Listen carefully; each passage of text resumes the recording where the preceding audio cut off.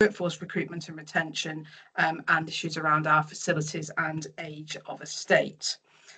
So moving forwards, each committee will now continue to receive the full risk register that's relevant to the remit of that particular committee. That will happen, as it always has, on an ongoing basis. And at the meeting of the full board in September, you will also then receive that full risk register, along with the assurances that that has been reviewed and considered by each of the committees, including the role of the executive committee, of course.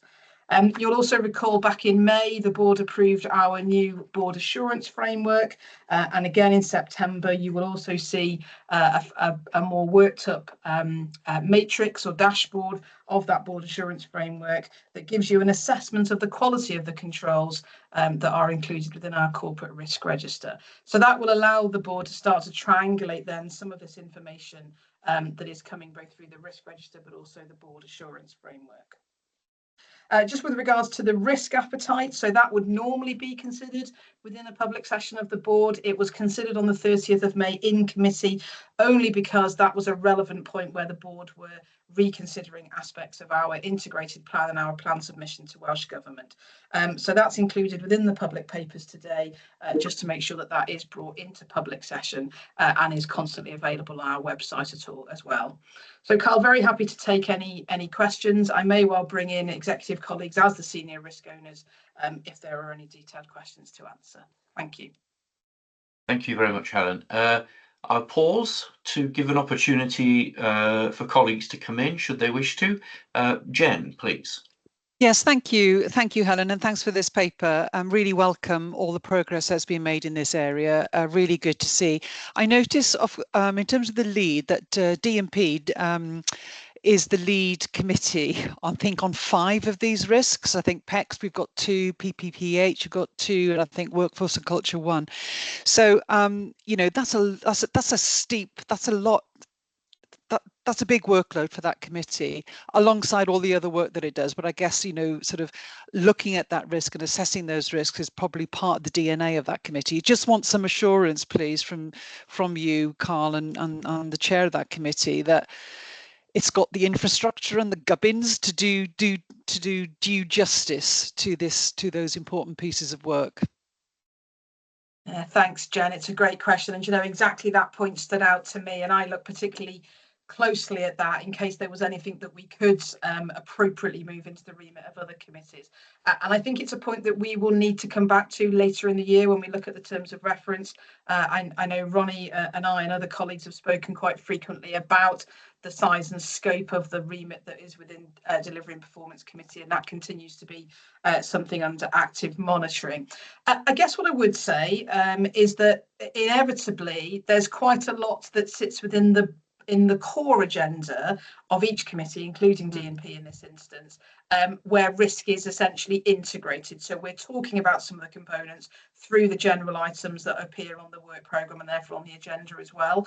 That said, it is still a workload. There are still 5. It has the weight of the 11, obviously, that we've talked about. We will need to keep a close eye on that, and I think we will just need to review that as the year goes on. But it's a point very well made and one we're very aware of. And I can see Ronnie may want to comment on that as well. Thank you.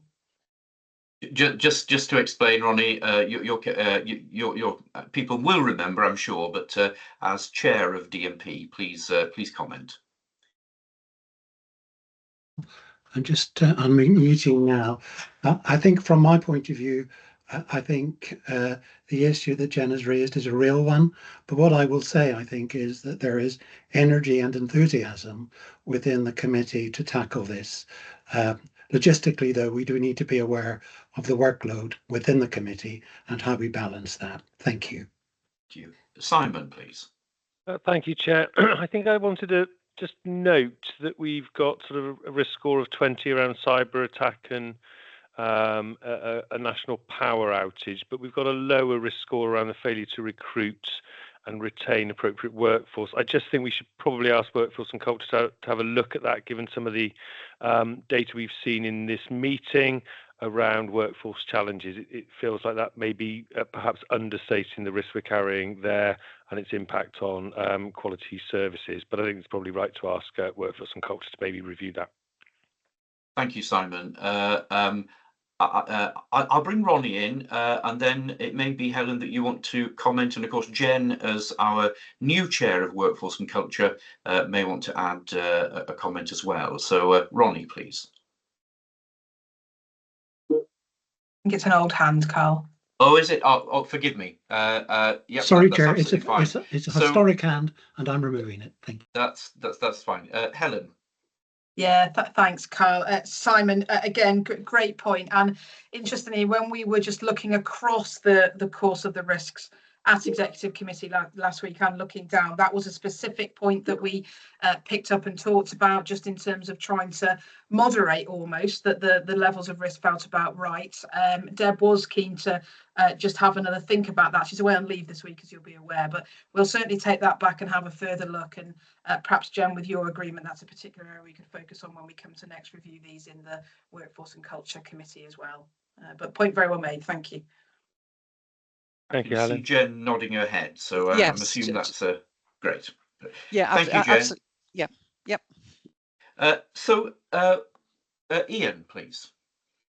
I just wanted to make a point on cyber, if I may, just a comment. Really, I don't disagree with Simon's comments, but just I think it's worth us reflecting on the fact that we had a major issue. It wasn't cyber, but our reliance on digital with the Microsoft upgrade last week, and I think my reflection is.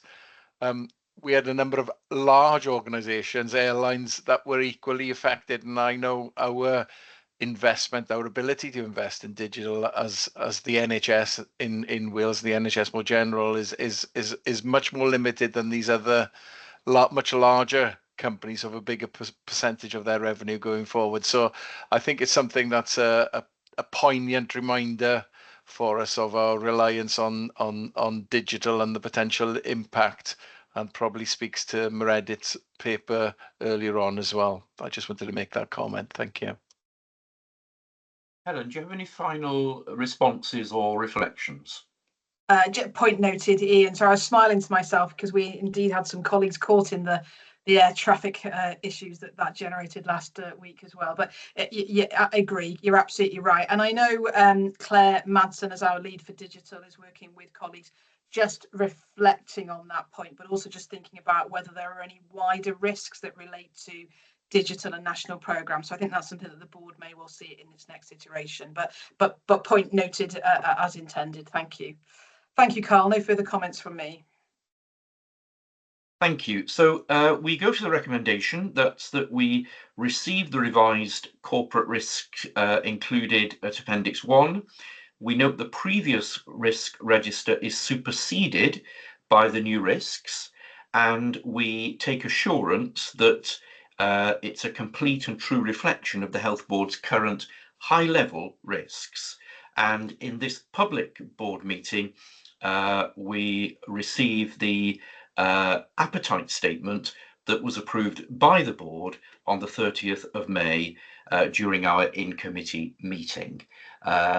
Once again, as we do, please indicate if you don't support the recommendation. That too is supported unanimously. Thank you. Absolutely not least, but the final item, substantive item on our agenda, is Katie's report as Chief Officer, as Regional Director of Llais. Thank you, Katie. Thank you, Carl. I hope the paper is fairly self-explanatory. I'm just going to zip through a couple of things. We've completed the Llanidloes Llais Local, so the report is there. If you can't open it, it's also on our website, or if you'd like me to email it directly, please let me know. We've also just completed and held the stakeholder panel for the Brecon Llais Local. As I think I've shared with you before, we need to make sure that we actually sort of close the loop on the activity. So we undertake the Llais Local, we then bring together members of your senior team, members of the local authority senior team, PAVO, and other relevant organisations who together pull together an agreed action plan, which is then what we monitor going ahead and go back into the community in 6 months' time to see whether we've made a difference. I think one of the key issues that's come up in Brecon, not uniquely Brecon, but it was a particular issue in Brecon, was about access, particularly access to primary care. I think there was a definite feel that once individuals had actually got into the system, so to speak, the service that they received was excellent, and very, very few complaints about that, but it was actually accessing the services that were the challenge. And I do wonder whether there is something about a piece of work that we need to sort of look at perhaps jointly as to what the definition of access might look like. So getting hold of an appointment via a telephone is one thing, but actually getting a referral for planned care, it goes back a little bit, I think, to what Steve was saying in his report. So there are clearly issues around accessing services. But as I say, the really good thing is that once individuals do get into the system, the service that they receive seems to be really, really positive. At the last meeting, Claire and I arranged to meet up about some of the complaints statistics. You haven't got a full complaints advocacy report today, I'm afraid. We've had annual leave and that sort of thing, but I'll make sure you've got a comprehensive one coming forward. We no longer have a waiting list, and obviously the meeting with Claire has been postponed, and we'll pick that up on her return. Going back to Ronnie's earlier point about the EMERTS task and finish group, I represent Llais on that task and finish group, although clearly as the regional director for Powys, that provides me with a particular insight into the issues that were raised in this rural and remote area. And I think at the meeting, which was yesterday, I think, it was agreed, and I sought agreement, and it was agreed that there would be a comprehensive communication and engagement plan for sign-off in August, given the tight timescales that Ronnie's referred to from the point of view of it going to the joint commissioning committee in October. That engagement and that communication is really, really important, as we know the strength of feeling, particularly in Powys, is so strong.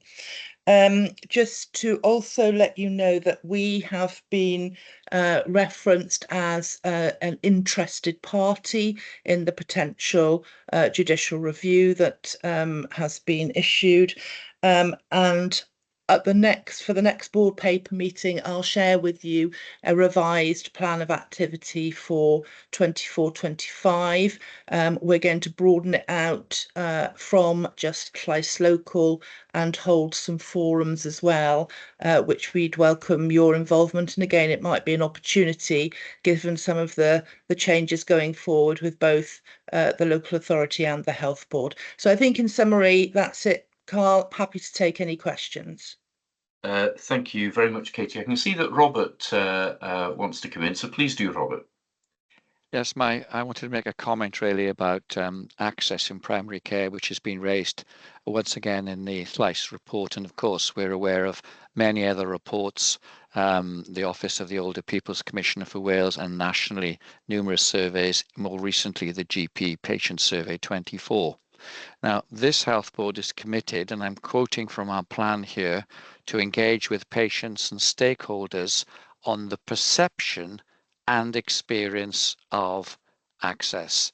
And I don't want to specifically ask about the progress being made here, that's for another day, but I think Katie is onto something here about the board working with Llais to agree ways in which surveys or feedback would distinguish between the different meanings of the word access. Does access mean I can't get through on the phone, even though I've been waiting for hours?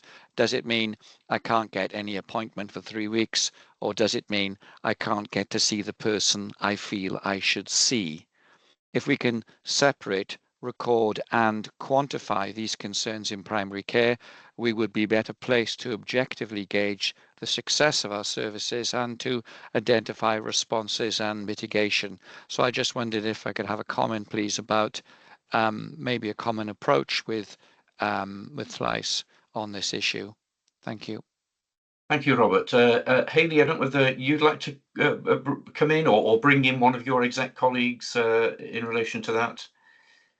I mean, I think I'd welcome, Robert, for us to work together on that. I know we've strengthened some focus on primary care recently, but I think the issue around how we approach that, and also the work around the national programme as well, and their plans to undertake some of that work. So I think it's local as well as some of the national programme work. So happy to pick that up in the next committee meeting, if that's okay, Carl. Thank you. And Steve Powell.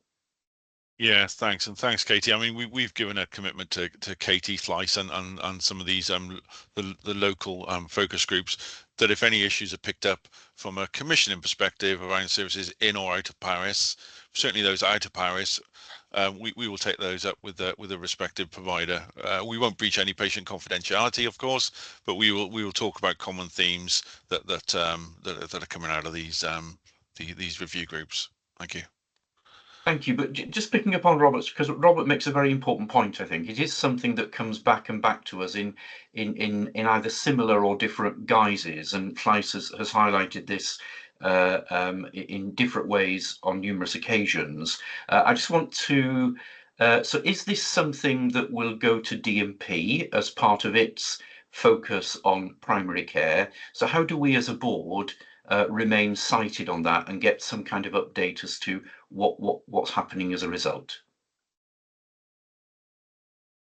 Helen. Yeah, thanks, Carl. So I think probably an action we need to take away, just to pin down exactly, there's two thoughts in my mind. There is absolutely a role for DMP, and we'll have a look at that. I do wonder, though, if there's a role for the whole board. And one of the things that we're increasing through our board development sessions is engagement with external partners. And I know, Carl, you and I and Katie and I have had a conversation about Fleiss attending one of those to make this a whole conversation. So perhaps that's something that we could pick up early in the September period and take it through that means as well. Okay, thank you. I think it would be helpful to note that and to record that as an action from this meeting, so that we don't just let it drift, really. So thank you. And Katie, thank you once again, as always, for the report. And as always, as you indicated earlier, for the positive working relationship that we have with you and your colleagues in Fleiss. Appreciated. And so we go then to the consent agenda. There are a number of items on the consent agenda, both for approval and as sources of assurance. We approve or receive those en bloc, as indicated earlier. I'm not aware of any other business, and so I assume there is none, and therefore that concludes the business of our in public agenda today. But before we close the meeting, it was mentioned earlier that today is Ian Phillips' last meeting with us. Now, Ian, we had opportunity at our recent board development session to thank you and to acknowledge your very significant contribution to the board and to the organisation during your years of membership. So I'm going to spare your blushes to some degree today, and so I'm not going to reiterate or repeat everything we said in that development context, but I do want to acknowledge in this public meeting our deep gratitude to you and our very best wishes for you as you go on to other things in life. So thank you, Ian. And so that closes the business. However, we will be reconvening after lunch in committee, and so I put to the board the usual motion from the Public Bodies Admission to Meetings Act 1960. And that is that representatives of the press and other members of the public should be excluded from the remainder of this meeting, having regard to the confidential nature of the business to be transacted, publicity on which would be prejudicial to the public interest. I'll assume that motion is supported, unless anyone would like to indicate to the contrary. No, so we agree that motion. Thank you very much. We next convene in public on the 25th of September, and we will reconvene in committee after lunch. We are running a little bit late, as I indicated earlier, so let's take the 3/4 of an hour for lunch, and we'll come back at 1:45, so 13:45. But for now, thank you everybody who has prepared for, contributed to, and participated in the meeting today. Noted and appreciated. Thank you.